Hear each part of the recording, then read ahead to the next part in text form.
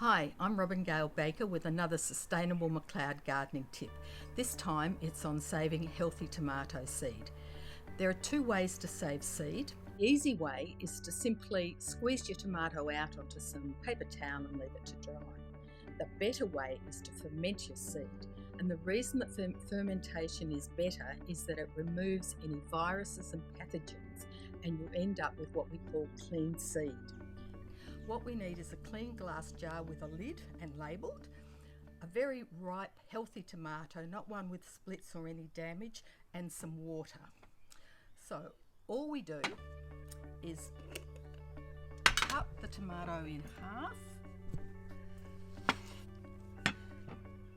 squeeze the seed into the jar,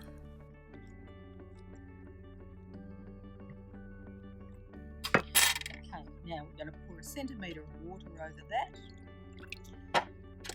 replace the lid and find a warm place to keep this for 3 to 5 days, inside or outside.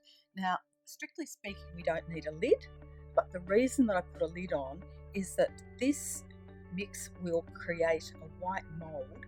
That's the mould that cleans the seed, and it will develop a really strong stench. 5 days later, we've got our jars with fermented tomato seed, and you'll see in the still photos some white mould on the top. This one I did in an open jar, open glass. Now, what I want to show you here is that there's another thing we can do, and that is to separate the non-viable seed from the viable. The viable seed will be right at the bottom.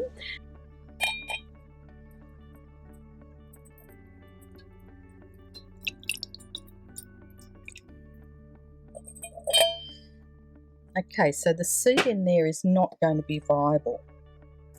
What I'm going to do next then is tip the rest of the seed into the strainer and pour some clean water over the top.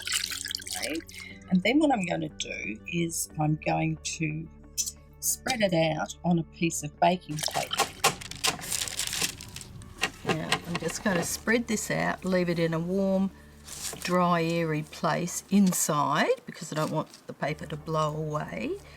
I'll spread this out a bit better later on.